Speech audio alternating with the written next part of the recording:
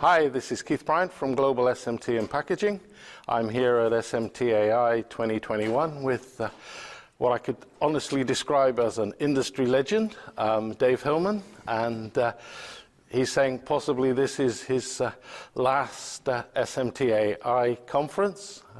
There was a rumor that he actually switched his retirement date so that he could come here before he retired. But I don't know, Dave, was that just a Collins Aerospace rumor or was that a reality? A little bit of both. I decided I wanted a couple other things to get accomplished. I had a couple papers I wanted to be done. So my last date as a Collins Aerospace employee will be February 4th of 2022. And what the future holds, I haven't even thought of. I'm having a lot of fun just wrapping things up, getting the last papers done, and just kind of making sure that I leave things in good hands with everybody. Yeah, and you were just saying that you've got a bit of a plan that's kind of exciting and nothing to do with electronics, but definitely exciting. It is. It's been odd because two questions keep coming up when you say I'm retiring. And the first one is, well, you're too young. And I thought, is there some rule that we have to be old to retire? So I'll be retiring here at age 60, and I think that's pretty good because one of my hobbies is whitewater kayaking, and that's a little bit involved. It takes a little bit of athleticism, and as I get older, those skills are going to deteriorate. But yeah, I've always had a plan I'd love to. There are two major river systems here in the U.S., one being the Mississippi and the other being the Missouri River, and I've always wanted to paddle the length of one of them. And so I've decided in 2022, I am probably starting at Three Forks, Montana, and paddling 3,900 miles down to the Gulf of Mexico. And that will take from June through September of next year. And I can't really do that while I'm working. Yep, that's pretty good. And I hate camping, so we'll see how this goes.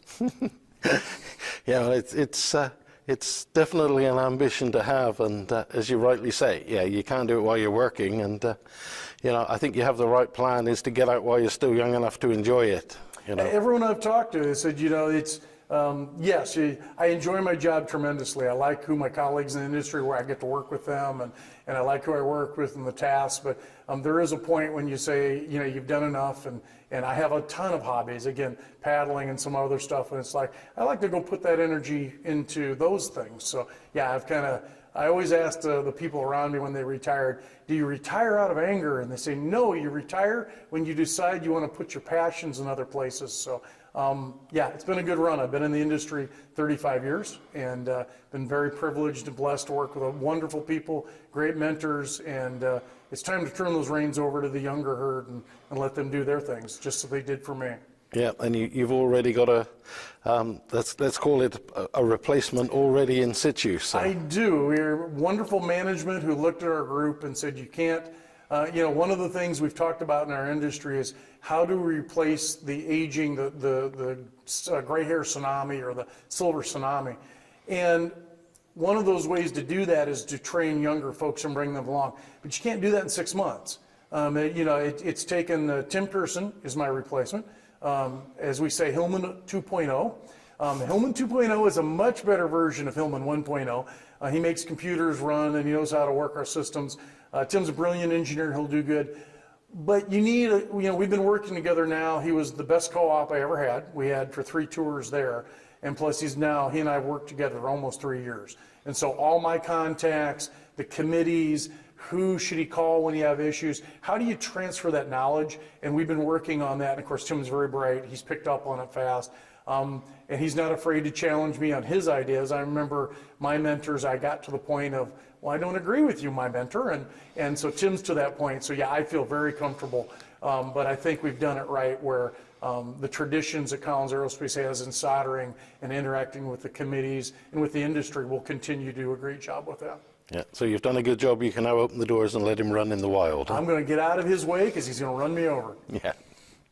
So, 35 years, and you've done a lot of stuff in committees. I know you've done a lot of stuff with voiding. You've done, or at least getting over voiding. You've done quite a few other things. So, if you look back now, without getting into too much depth, where are the highlights? I'll start with the lowlights because it's interesting. As you get older in your career and you start looking at someone, we laugh around it at the lunch table. You know, what mistakes did you make that you wish you hadn't done? And one is immersion 10. I introduced immersion 10 to then Rockwell Collins, and immersion 10 is a rough finish. It can be used successfully in manufacturing, but it has its warts. And ENIG and immersion silver, I wish we'd put more energy there early and not so much on immersion tin. The other would be as reworkable underfill. As my organic friends talk about, reworkable underfill is basically damaged material. To make it reworkable, you mess with its chemistry enough that it doesn't work the way it's supposed to. Yeah. And it's only reworkable for a very brief amount of time. And we have learned the hard way that our design teams can work and plan and integrate and implement a non-reworkable material with the right design scheme. High yield parts, put the material down right away. Low yield parts, put it in later in the process. So those are the two negatives. I think the one thing that really jumps out is the IPC conformal coat state of the industry. We took 5 years. We had 23 co-ops. It was a blind study. Only myself. I was privileged that the 12 volunteer companies trusted me enough to not tell people what conformal coat they used, how they put it down. And those studies only work if you get typical. You've been through where, Yep. Hey, make some coupons. Oh, these are going to Keith. They better be perfect. And that wouldn't work for this study. We needed to understand what was the state of the industry. And by golly, those 12 companies, true to form, didn't let anybody know. And out of that, the work product was fantastic. It helped us understand that coverage and not coating thickness is the critical thing, and that all the conformal coatings with the right process controls are doable. And as we're going into the lead-free age and understanding how to mitigate certain things like tin whiskers, that's a critical piece of information.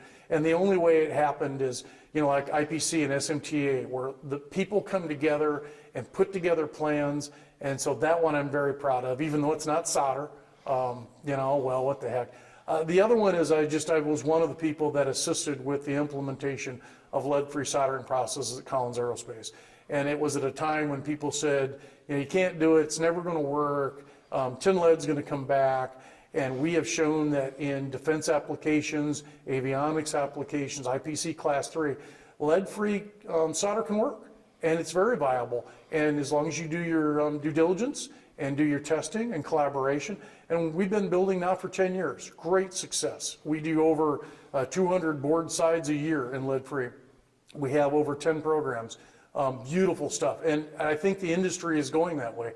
And I think I will, when 10 years after being retired, I will see lots of lead-free in very many places. Yeah, and I know you guys were one of the first ones who were championing lead-free when generally the aerospace and the military industry and all of the really high reliability people were going, no, we don't want to go there. We don't want to go there. We want you to keep lead. We want you to keep lead. And yeah, you guys had a much more enlightened view at the time. And yeah, you really made it work. We hope so. I mean, it's, we are a conservative industry. And when it's life critical, flight critical, mission critical, you have to take baby steps. But we can do that. And we're engineers. Engineers, as we've been saying, do the work. And the work is to work through it. It won't happen in a year. But we're not leading this. We're not early implementers. That was the commercial industry. We saw their lessons. We learned their mistakes, and we're ready to go. And we've been going now. And I expect a lot more. I think it's just a matter of being cautious, getting the low-hanging fruit, proving that. There will always be certain applications that probably can't do it. Space. I always think of space as, when you've got $1 billion satellite and you can't really go make a repair visit, you may not want to go that way. But other things where people said this will never work, we've shown it to be, no, it worked perfectly fine. And in some cases, it looks like at least the 4th generation of lead-free solders are going to be better than tin lead. And we learned that out of the Montreal Protocol. Who would have imagined that you can do no clean solder? We cleaned everything with Freon. You can't build a board without cleaning it with Freon, and yet we do it today. And so I think as long as we are conservative and do the work, and we're engineers, do the work, we'll make it. And I look forward to that. I'm going to see it. The one thing which you're very familiar with is we're on the verge of how do we integrate X-ray into inspection. And we've taken the initial steps, and over the next 5 years, that's going to be exciting. That's going to take a lot of hard work. It's going to take a lot of data, but it's there. How can we take this tool and make our products better? We know we can, But again, we have some old baggage of, oh, we can't do that. And we're going to work through that. As you mentioned, like BJs and voids. Yep. We did that. We got through it. We got through it with QFNs. I think the industry is now on the right path, and it'll be interesting to watch. Yeah, inspection generally. I mean, if you look at the early days of AOI to the 3D stuff that's running now with, you know, AI running very closely behind it, and it really does make a lot of difference. Oh, a huge amount of difference. And X-rays have changed, and the software's gotten better, and we understand immense more things than that we used to. So, yeah, it's pretty cool. Yeah. Yeah, I mean, it's one of those things, I guess, that, you know, as you've said several times, the word engineer, and you know that's the background of most of us in this industry, whether we're selling, whether we're building, whether we're designing, or whatever. You know, it tends to really come back to that, and you know, you guys and at Collins, and you know, your compatriot Doug, you know, have been at the forefront of presenting new technologies for probably, well, that I know of, 25 of your years that you were there at least, and that's only because I'm not old enough to remember the rest. But yeah, and you know, it's really, you know, for me, it's good that you've got the next generation coming on behind you who are already there, because there are so many companies that I talk to now where guys are, you know, my age, your age, and there's nobody coming through that they've passed the knowledge to. It's scary in a way. I mean, maybe one of the other successes is we've had over my 25, 30 years, 35 years, we've had over 150 co-op students. And I can easily claim now 30 or 40 of those are colleagues working at Collins. Others are out in the industry. I work with them. And that has been a privilege to watch them come on, help train them, show them how cool this industry can be, for them to stay in it. But yeah, the other day someone called up and said, hey, I've got this bismuth tin wire that's breaking. And I had to chuckle. They said, what do you mean breaking? Well, it's brittle. I've had it for 6 months and now it won't roll off the spool. It just snaps. You know, Roger Wilde reported that back in the late 70s. So without transferring some of that knowledge, we're doomed to repeat those mistakes. So the more we can help, you know, and the SMTAi has the Young Professional Society group, and that's where we help and push that, and that will take, you know, I always had mentors, and we need to continue that so that next generation, they pick that up and they will mentor, and then we'll be okay. They'll pass those lessons on. Yeah. And I think that's the good thing, is to be able to encourage the young people to come in and show them that electronics and engineering and even manufacturing are, you know, they're good places to work. You know, it's not a case of getting your hands dirty all the time and everything else, and it stretches your brain occasionally as well. So and I think it's easy to show them. I mean, electronics. Look at the electronic content on cars. On the rental car, I could not turn off the lane indicator all the way up here driving. It's every time I got near the edge, it kept beeping at me.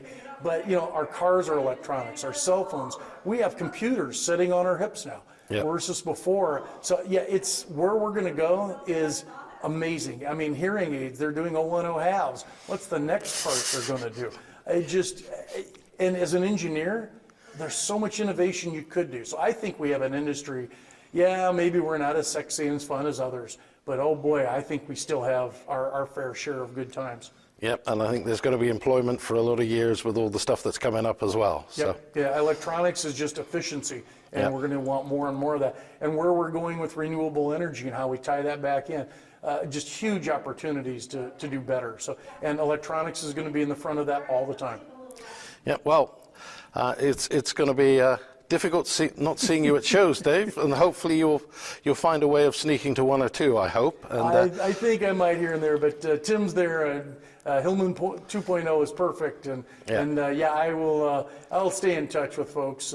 But yeah, it has been a privilege to work with you and everybody else. I've had a lot of fun. It's been a great career. I couldn't ask for more out of it, and it's been a good time.